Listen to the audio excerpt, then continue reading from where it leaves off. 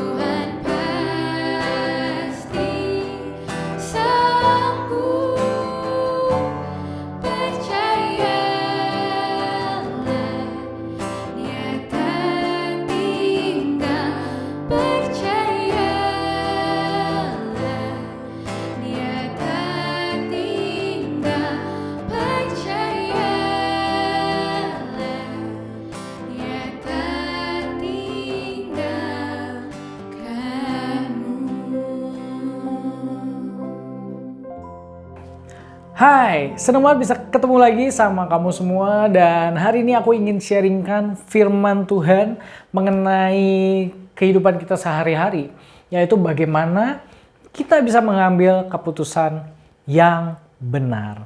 Bagaimana kita bisa mengambil keputusan yang benar. Tentunya benar ini nggak cuma buat kita, tapi benar di mata Tuhan, benar buat masa depan kita. Siapa sih yang nggak mau kita melakukan hal yang tepat dan benar dari sekarang gitu ya, supaya kita punya masa depan yang baik gitu ya. Kita menyenangkan Tuhan dalam setiap tingkah laku kita. Dan sebelum kita mendengarkan firman Tuhan pada hari ini, kita akan berdoa terlebih dahulu supaya rohnya menuntun setiap kita dalam mendengarkan firman Tuhan. Mari kita sama-sama berdoa.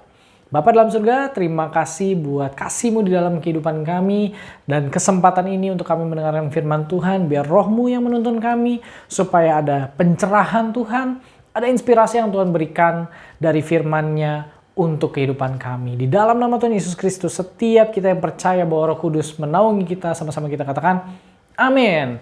Amin untuk firman Tuhan pada hari ini akan dimulai dengan satu ayat, yaitu 1 Samuel 13 ayatnya yang ke-12. Maka pikirku, sebentar lagi orang Filistin akan menyerang aku di Gilgal. Padahal aku belum memohonkan belas kasihan Tuhan, sebab itu aku memberanikan diri lalu mempersembahkan korban bakaran. Wow, ketika kita lihat firman Tuhan ini, kayaknya pasti orang yang melakukan ini adalah orang yang sangat punya inisiatif yang bagus gitu ya, karena dia melihat sebentar lagi dia diserang, mepet, lalu dia memohon belas kasihan Tuhan ya dengan mempersembahkan korban bakaran. Namun tidak demikian. Kenapa? Karena ini adalah tindakan yang salah menurut Tuhan dan menurut Nabi Samuel. Ini adalah kisah mengenai Raja Saul. Pada waktu itu, dia berpikir bahwa dengan melakukan tindakan keimaman, melangkahi Samuel yang harusnya mempersembahkan korban bakaran, karena waktu itu dia kepepet, dia melakukan hal yang benar. Ini cuman asumsi Saul bahwa dia melakukan hal yang benar. Oleh karena itu, tema sharing hari ini adalah I thought I was right. Aku pikir aku tuh bener loh, ternyata enggak gitu ya. Nah, siapa yang nggak pengen melakukan hal yang terbaik? Siapa yang nggak pengen melakukan hal yang benar? Tentunya setiap kita pasti sering banget dihadapkan dengan pilihan-pilihan hidup, dan kita juga sering ditanyakan apakah ini merupakan tindakan yang benar atau tidak. Misalnya teman-teman punya pilihan, aku harus sekolah kemana? Ini jurusan yang tepat tidak? Aku melakukan hal yang benar tidak? Pelayananku ini benar nggak ya Tuhan di gereja ini? Aku mau pindah keluar kota. Apakah ini satu tindakan yang benar Tuhan? Kita pasti penuh dengan keputusan, banyak banget tindakan-tindakan yang harus kita buat dan ada ukuran yang membuat kita bertanya-tanya. Apakah ini yang terbaik? Apakah ini yang benar? Dan kayaknya sulit gitu ya untuk mengetahui apakah ini benar-benar baik, apakah ini benar-benar yang terbaik dan benar gitu. Ternyata tidak menurut firman Tuhan. Menurut firman Tuhan dalam Yakobus 1 ayat 17 berkata seperti ini. Yakobus 1 ayat 17. Setiap pemberian yang baik dan setiap anugerah yang sempurna datangnya dari atas, diturunkan dari Bapa segala terang. Padanya tidak ada perubahan atau bayangan karena pertukaran. Jadi, anugerah yang sempurna, pemberian yang baik datangnya dari atas. Berarti ini juga termasuk keputusan-keputusan yang kita buat sehari-hari. Atau keputusan-keputusan penting yang harus kita buat dalam persimpangan kehidupan kita. Datangnya dari mana? Dari atas. Bukan dari kita. Dari atas. Jadi penting banget untuk kita mengetahui apa sih yang Tuhan inginkan di dalam kehidupan kita. Dengan apa? Dengan menanyakan dan mengerti apa maksud Tuhan di dalam kehidupan kita. Kenapa sih Raja Saul menjadi salah karena melakukan tindakan keimaman yang seperti tadi? Padahal itu sepertinya inisiatif yang baik loh. Tapi kenapa ini menjadi salah? Karena bukan itu yang Tuhan mau. Bukan masalah korban bakarannya. Tapi masalah apakah Saul bisa mendengar firman Tuhan atau tidak. Bahwa dia harus menunggu 7 hari setelah itu Samuel mempersembahkan korban bakaran, barulah dia berperang dengan orang-orang Filistin. Namun tidak jadi demikian. Kenapa? Karena Saul ketika hari yang ke-7, padahal dia udah nunggu loh sampai 7 hari. Tapi karena dia udah lihat rakyat Israel mulai berantakan, orang Filistin udah mulai mendekat, dia juga jadi takut mungkin. Akhirnya dia mulai mempersembahkan korban itu. Dia pikir apa yang dia lakukan ini benar. Padahal maksud Tuhan bukan seperti itu. Di dalam 1 Samuel 15 ayat 22 sampai 23. Aku akan bacakan. 1 Samuel 15 ayat 22 sampai 23. Tetapi jawab Samuel, apakah Tuhan itu berkenan kepada korban bakaran dan korban sembelihan? Sama seperti kepada mendengarkan suara Tuhan? Sesungguhnya mendengarkan lebih baik daripada korban sembelihan. Memperhatikan lebih baik daripada lemak domba-domba jantan. Sebab pendurhakaan adalah sama seperti dosa bertenung dan kedegilan adalah sama seperti menyembah berhala dan terafim. Karena engkau telah menolak firman Tuhan, maka ia telah menolak engkau sebagai raja. Jadi apa yang Saul lakukan, yaitu adalah mengedepankan asumsi yang dia pandang baik versus firman Tuhan. Jadinya salah yang dia lakukan. Bukan itu yang penting. Bukan asumsinya yang membuat dia jadi benar. Tapi firman Tuhan yang dia patuhi, firman Tuhan yang dia ikuti, inilah yang membuat dia menjadi benar. Dan harusnya ini diketahui baik oleh Saul. Kenapa? Dari zaman dulu, orang Israel masuk tanah Kanaan, masuk tanah perjanjian, memenangkan banyak pertempuran sampai diberkati oleh Tuhan. Semua karena kuasa Tuhan. Bukan karena kepintaran dari masing-masing raja ataupun kearifan lokal yang dibawa oleh orang-orang Israel. No. Sehingga nilai mendengarkan firman Tuhan sangat tinggi. Dan Tuhan ingin kita juga memiliki rasa keingintahuan dan kepatuhan mendengarkan firman Tuhan yang sama. Satu hal juga dilakukan, keputusan yang blunder dilakukan ketika kita lebih mengedepankan asumsi kita dibandingkan firman Tuhan di dalam kehidupan kita. Ini dilakukan loh oleh orang Israel bahkan pada zaman Yosua. Firman Tuhan ketika orang Israel memasuki tanah Kanaan adalah mereka tidak boleh tinggal sama-sama dengan rakyat penduduk asli orang Kanaan. Kenapa? Karena nanti mereka akan mengikuti cara hidupnya, penyembahan berhala, adat istiadat yang buruk, dan sebagainya. Dan orang Israel gagal untuk melakukan itu. Dalam Yosua 9 ayat 14 dikatakan seperti ini. Lalu orang-orang Israel mengambil bekal orang-orang itu. Siapa nih orang-orang itu? Orang-orang itu adalah orang-orang Gibeon. Orang-orang Gibeon adalah penduduk asli dari orang Kanaan. Mengambil bekal orang-orang itu tetapi tidak meminta keputusan Tuhan. Singkat cerita, orang Israel mengikat perjanjian dengan orang Gibeon dan akhirnya orang-orang Gibeon tinggal bersama-sama dengan orang Israel. Yang padahal Tuhan nggak mau hal itu terjadi. Namun kenapa hal ini bisa terjadi? Karena mereka tidak meminta keputusan Tuhan. Ketika kita mengedepankan keputusan kita, mengedepankan asumsi pikiran kita soal kehidupan kita, mungkin kita lebih pengalaman. Mungkin kita punya jam terbang yang tinggi. Mungkin kita sangat dekat dengan masalah atau keputusan yang kita hadapi. Tapi ini bukan berarti kita mengedepankan apa yang menjadi kekuatan dan pikiran kita dengan pengambilan keputusan yang kita lakukan. Kita perlu untuk tanya sama Tuhan. Kita perlu kasih Tuhan panggung. Kita perlu kasih Tuhan tempat untuk Dia bisa kasih tahu kita, hey, this is the right thing to do. Hey, this is the thing you must do. If you want to live, if you want to success. Tapi berapa banyak dari kita yang kita memilih, I think this is right. I think this is right. We should do this. Ini, aku pikir ini benar. Mari kita lakukan ini. Hati-hati. Karena ketika kita mengedepankan asumsi kita, belum tentu loh kita benar. Di Amsal dikatakan, Amsal 14 ayat 12. Ada jalan yang disangka orang lurus, tetapi ujungnya menuju maut. Ada jalan yang disangka orang lurus. Jalan ini apa? Asumsi kita. Dan orang berprasangka. Orang berprasangka apa yang dilakukan yang benar. Mungkin ketika dia, Tuhan apakah ini pacarku gitu ya. Mungkin kita nggak menanyakan Tuhan. Kita ya udah let's do it gitu ya. Dan ternyata akhirnya kita menjadi sedih. Ternyata kita bertemu dengan orang yang membawa luka di hati kita. Kita malah menjadi pribadi yang semakin kerdil, semakin nggak percaya diri dengan ketemunya orang ini gitu ya. Karena mungkin antara kita kurang cocok atau tidak terbangun gitu ya. Ada satu hal yang salah gitu dalam kehidupan kita. Namun Tuhan juga nggak mau ngelihat kita bersedih-sedih di dalam itu. Tapi gimana? Ketika kita melakukan sesuatu tanpa penyertaan Tuhan, kita melakukan sesuatu dengan asumsi kita sendiri, akan sangat mungkin kita melakukan keputusan yang blunder. Cerita sederhana adalah mengenai aku. Adikku dan mamiku satu saat pernah pengen pesen kopi gitu ya. Karena aku lagi pengen pergi dan kebetulan ada toko kopi lah di dekat situ. Adikku waktu itu pesan chai latte medium panas gitu ya. Chai latte medium panas, betul. Dan mamiku pesan cappuccino medium panas gitu ya.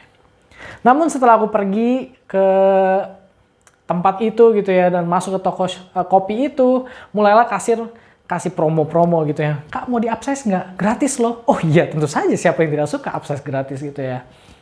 Mau tambah es krim nggak? Gratis loh. Wah, ini pasti yang terbaik. Ini adalah berkat untuk mereka. Jadi yang aku pesan apa?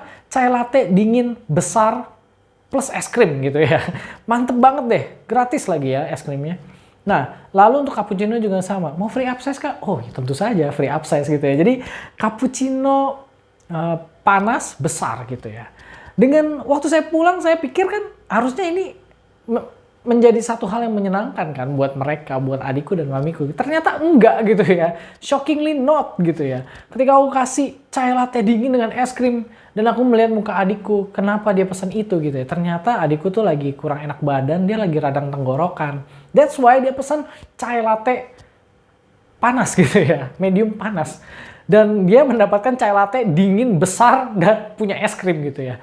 Bukannya radangnya sembuh, malah radangnya tambah parah gitu ya. Akhirnya saya harus microwave chai latte-nya dia supaya hangat dan buang es krimnya gitu ya. Aku pikir ini yang terbaik gitu. Ternyata enggak. Kenapa? Karena itu maksudnya salah. Apa yang aku anggap baik belum tentu itu yang terbaik buat orang itu. Bener nggak? Sama kayak buat mamiku juga. Dapat upsize harus seneng dong. Tapi akhirnya kopinya nggak keminum gitu. Karena mamiku nggak bisa minum banyak gitu ya. Jadi bigger is not always better gitu. Medium is premium. Nggak gitu ya. Tapi ingat, asumsi kita belum tentu benar. Ada jalan yang disangka orang lurus. Tapi ujungnya menuju maut loh. Hati-hati. Terus gimana dong? Supaya kita tahu apa yang kita lakukan ini baik. Ingat, Saul nggak ngerti maksud Tuhan itu apa. Saul salah mengerti bahwa Tuhan itu pengen di dalam kehidupan Saul tuh mendengarkan firman Tuhan ini jauh lebih penting dibandingkan dengan kamu mempersembahkan korban bakaran. Seperti itu kan? Nah, sama, kita juga perlu tanya Tuhan, Tuhan maksud kamu ini apa? Gitu ya. Di dalam Yeremia 29 ayat 11 dikatakan seperti ini. Sebab aku ini mengetahui rancangan-rancangan apa yang ada padaku mengenai kamu. Siapa yang tahu? Tuhan yang tahu. Kamu tahu nggak? Kita nggak tahu gitu ya. Yang tahu ini Tuhan. Jadi sangat-sangat wajar kalau kita tanya Tuhan. Demikianlah firman Tuhan, yaitu rancangan damai sejahtera dan bukan rancangan kecelakaan untuk memberikan kepadamu hari depan yang penuh harapan. Siapa yang nggak mau hari depan yang penuh harapan? Kita udah punya mimpi-mimpi besar, aku mau jadi ini, aku pengen punya ini, punya itu. Masa depan yang penuh harapan, itu yang semua kita inginkan. Tapi rancangan-rancangan untuk memenuhi janji itu, yang tahu siapa? Tuhan yang tahu. That's why untuk kita bisa melangkah sampai ke hari depan yang penuh pengharapan itu, kita perlu melangkah dengan benar. We need to do the right thing. And how we do the right thing, kita perlu untuk tanya Tuhan. Kita perlu untuk tanya, Tuhan rancangan-rancangan Tuhan ini apa sih dalam hidup aku? Sehingga kita mengerti, bukan cuma dengan asumsi, bukan cuma dengan pemikiran kita, tapi kita melangkah dari apa yang Tuhan mau dalam kehidupan kita. Sama seperti Abraham. Bayangin, Abraham udah lama berdoa pengen punya anak, akhirnya dikasih anak di umurnya yang tua. Dan mungkin baru sebentar dengan anak itu ya, anak itu belum begitu dewasa, belum begitu besar. Tiba-tiba Tuhan bilang, Abraham, persembahkanlah anakmu. Wow, that's so amazing gitu ya. Mungkin kalau di zaman ini kita udah mulai bertanya dan kita mulai protes gitu. Kenapa ya Tuhan itu jahat gitu ya? Kenapa Tuhan itu begini? Tapi uniknya Abraham, dia tidak melakukan itu. Dia tidak bertanya soal karakter Tuhan. Dia tidak berdebat dengan Tuhan. Dia berjalan dan melakukan apa yang Tuhan inginkan. Dia tidak mengutamakan asumsi dalam pikirannya bahwa ini pasti bukan Tuhan atau sebagainya. Enggak, dia tetap melakukan apa yang Tuhan inginkan dalam kehidupannya. Di dalam Kejadian 22 ayat 8, Ishak sempat tanya loh sama Abraham. Bayangin, anaknya tanya, ini korbannya siapa? Terus Abraham bilang, saat Abraham, Allah yang akan menyediakan anak domba untuk korban bakaran baginya, anakku. Abraham menjawab straight to the point. Aku disuruh kasih korban bakaran, ya Tuhan nanti sediain korban bakarannya. Antara itu domba atau itu kamu. Tanda kutipnya begitu ya. Tapi Abraham gak pernah punya asumsi lain mengenai apa yang dia harus lakukan dalam kehidupannya selain dari apa yang Tuhan mau buat kehidupannya. That's why Tuhan berkenan oleh kehidupan Abraham dan janji untuk keturunan Abraham digenapi sampai saat ini. Tapi buat Raja Saul nggak demikian. Kenapa? Karena asumsinya yang di depan, firman Tuhannya yang di belakang. Tapi beda dengan Abraham, firman Tuhan yang di depan, asumsinya belakangan. Amin. Siapa yang nggak mau janji Tuhan digenapin di dalam kehidupannya? Tentunya setiap kita mau. So, penting banget untuk kita melangkah dengan rencana Tuhan. Melangkah di jalan dalam rancangan yang Tuhan memang tetapkan. Bukan langkah kita sendiri. Amin. Dan juga yang paling penting adalah gimana supaya kita tahu apa yang kita lakukan ini benar atau tidak. Jawaban yang sederhana, tepat, straight to the point adalah renungkanlah firman Tuhan. Oh ya? Iya, bener banget. Yosua ketika dia pindah dari Musa ke Yosua, Yosua itu orangnya masih muda dan dia harus memerintah bangsa Israel dari padang gurun masuk ke tanah Kanaan. Ini pasti sesuatu yang baru buat orang Israel. Orang Israel belum pernah melakukan hal seperti itu. Bayangin berapa banyak hal yang harus disiapkan. Mereka baru dari padang gurun, mungkin mereka nggak punya kekuatan militer, mereka nggak punya banyak hal lah untuk masuk ke dalam satu negara yang besar gitu.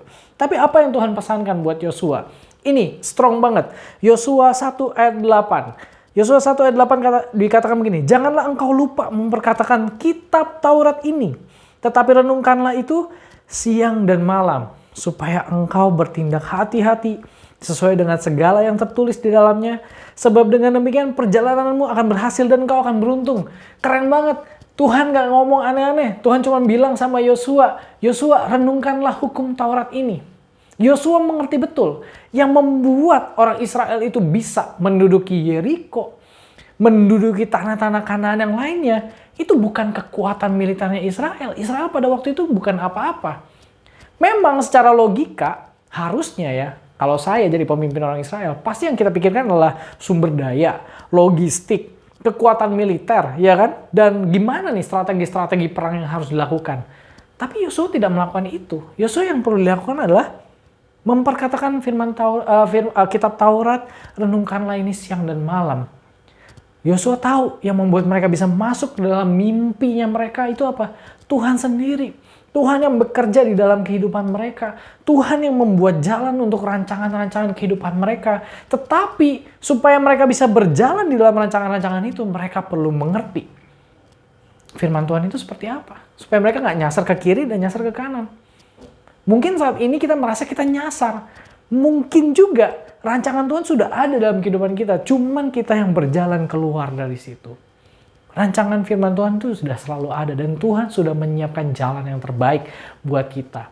Ada satu cerita mengenai satu chef yang terkenal. Yaitu Chef Anthony Bourdain. Ya. Chef Anthony Bourdain ini punya banyak pengalaman. Namun ada di satu titik dalam kehidupan dia juga butuh kerjaan gitu ya. Dia butuh kerjaan, lalu dia mencoba melamar gitu di satu restoran besar.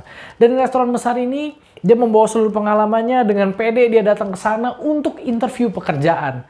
Ketika dia masuk untuk interview pekerjaan itu dia ketemu sama bosnya. Bos yang baru pertama kali dia lihat lah ya pastinya. Lalu dia ditanya-tanyain mengenai dapur, ditanyain mengenai macam-macam hal. Walaupun Chef Anthony ini nervous gitu ya, dia bisa jawab semuanya. Dia jawab dengan lancar. Dan sepertinya bos ini seneng nih sama Chef Anthony ini, karena dia pintar gitu ya. Dan Chef Anthony semakin berani menjawab hal yang lain gitu ya, karena pengalamannya juga memang mumpuni untuk itu. Namun tiba ada satu pertanyaan yang diajukan oleh bos ini gitu ya. Bos ini bertanya seperti ini. What do you know about me? Lalu Chef Anthony sedikit bingung, dia tanya, pardon me? Bos ini ngulangin lagi, what do you know about me? Gitu. Chef Anthony merasa ini seperti sebuah ujian gitu ya. Apakah saya harus menjawabnya dengan jujur gitu ya? Karena dia nggak tahu apa-apa soal pemilik restoran ini gitu ya. Apakah saya harus berbohong gitu ya? Saya bilang aja, oh iya saya tahu Anda orang yang dermawan dan segala macam. Tapi dia juga nggak suka bohong gitu ya. Tapi kalau dia bilang dia nggak tahu, kayaknya nggak keren gitu ya. Akhirnya, Chef Anthony memilih untuk berkata jujur gitu ya. Dia bilang bahwa I know nothing at all, katanya gitu. Saya nggak tahu apa-apa gitu ya. Lalu Chef Anthony melihat ekspresi dari bos ini, kayak bos ini nggak senang gitu ya. Bos ini kayak bingung dan menjadi sedih. Akhirnya interview itu disudahi gitu ya. Ini selesai lah. Dan Chef Anthony mulai keluar gitu ya. Muka dia jadi tadinya semangat jadi sedih gitu ya. Dia merasa dia gagal gitu ya. Karena dia melihat ada orang lain yang sepertinya kok terpilih gitu ya. Udah tanda tangan dan segala macam. Lalu Chef Anthony mulai merenung. Dia mulai merenung, ini kenapa ya? Apa yang salah gitu? Apakah saya salah berkata jujur gitu ya? Dan ternyata setelah dia merenung, dia mulai menyadari satu kesalahan. Kesalahan ini cukup sederhana sih. Dia mulai berpikir, apakah tadi saya salah dengar ya? Sepertinya bosnya itu bukan ngomong what do you know about me, tapi what do you know about meat. Meat itu adalah daging ya. Jadi seorang chef itu harus tahu soal daging kan pastinya kan. Masa masak nggak tahu soal daging gitu ya. Jadi dia baru sadar, jangan-jangan bos tadi bertanya soal what do you know about meat? Apa yang kamu tahu soal daging? Dan aku jawab no, nothing at all gitu ya. Jadi saya nggak tahu apa-apa. Wah, udah pasti nggak diterima. Nah, cerita ini memang lucu dan sederhana, tapi ini juga penting buat kita. Kenapa? Banyak sekali kita juga nggak tahu apa yang Tuhan inginkan di dalam kehidupan kita. Kita juga suka salah dengar tentang apa yang Tuhan mau di dalam kehidupan kita. That's why Yosua disuruh sama Tuhan untuk renungkanlah firman ini siang dan malam. Supaya kamu tidak menyimpang. Supaya kamu tetap beruntung. Sama seperti kita orang-orang Kristen. Hati-hati, kita juga bisa tenggelam di dalam asumsi kita. Sehingga kita jadi salah dengar mengenai Tuhan. Nah, disinilah pentingnya kekuatan firman Tuhan yang dibangun di dalam kehidupan kita setiap waktu, setiap saat, setiap hari. Yang terakhir adalah ketika kita mau melakukan tindakan yang benar di dalam kehidupan kita, jangan lupakan Tuhan di dalam perencanaan kita. Pasti teman-teman hari-hari ini mungkin sedang diperhadapkan dengan habis ini mau sekolah kemana, habis ini mau pilih jurusan apa, habis ini mau pergi kemana, habis ini harus ngapain, atau mau kerja apa, dan segala macam. Jangan lupa bahwa Tuhan di dalam perencanaan. Firman Tuhan berkata loh soal perencanaan di dalam Yakobus 4 ayat 13 sampai yang 17. Aku bacakan. Jadi sekarang, hai kamu yang berkata, hari ini atau besok kami akan berangkat ke kota Anu. Dan di sana kami akan tinggal setahun dan berdagang serta mendapatkan untung. Sedang kamu tidak tahu apa yang akan terjadi besok. Apakah arti hidupmu? Hidupmu itu sama seperti uap yang sebentar saja kelihatan lalu lenyap. Sebenarnya kamu harus berkata, jika Tuhan menghendakinya, kami akan hidup dan berbuat ini dan itu. Tetapi sekarang, kamu memegang diri dalam congkakmu, dan semua kemegahan yang demikian adalah salah. Jadi jika seorang tahu bagaimana ia harus berbuat baik, tapi ia tidak melakukannya, ia berdosa. Di sini firman Tuhan berkata di Yakobus bahwa ketika kamu mau pergi ke satu tempat, ketika kamu mau melakukan sesuatu, jangan lupakan Tuhan dalam perencanaan. Banyak dari kita merasa pede jaya ketika kita mau pergi melakukan sesuatu, oke, kita melangkah aja, tapi kita nggak minta penyertaan Tuhan di dalam kehidupan kita.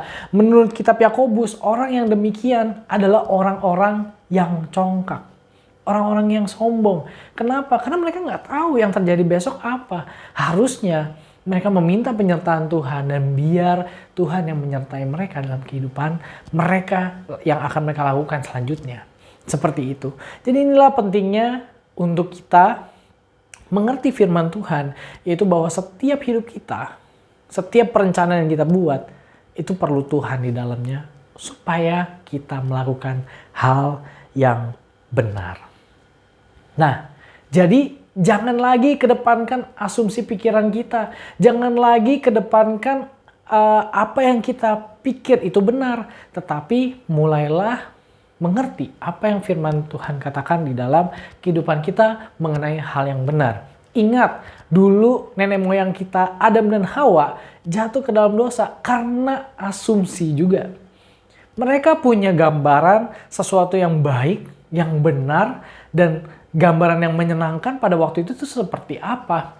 Mereka punya gambaran bahwa makan buah ini nggak apa-apa. Sepertinya lezat kok. Sepertinya nggak masalah gitu ya. Padahal Tuhan udah bilang jangan.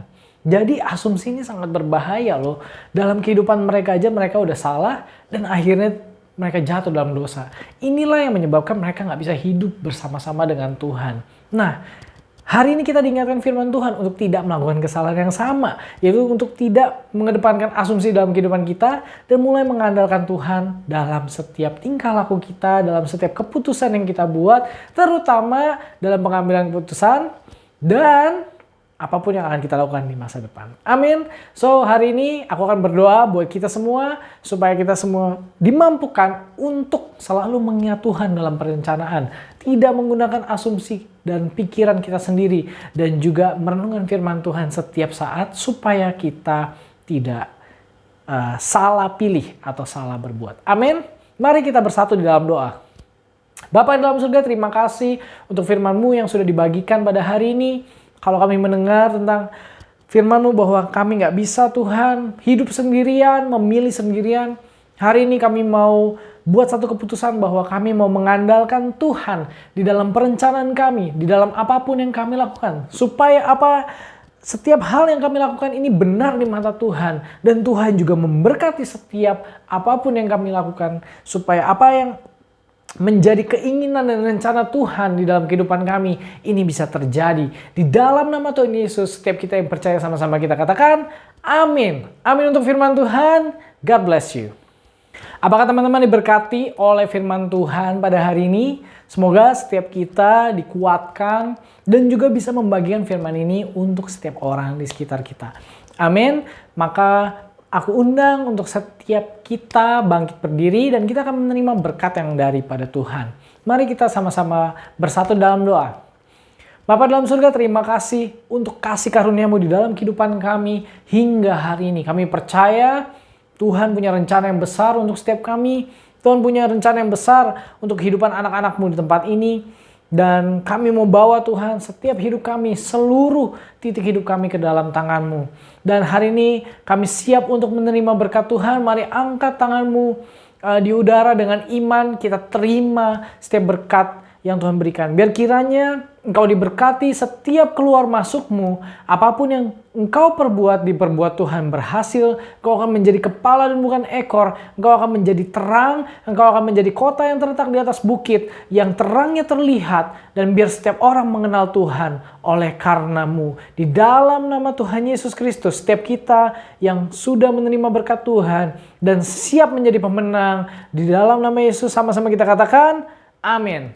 Amin. God bless you all. I'll see you again next week on Battle Team Service. God bless you. Bye-bye.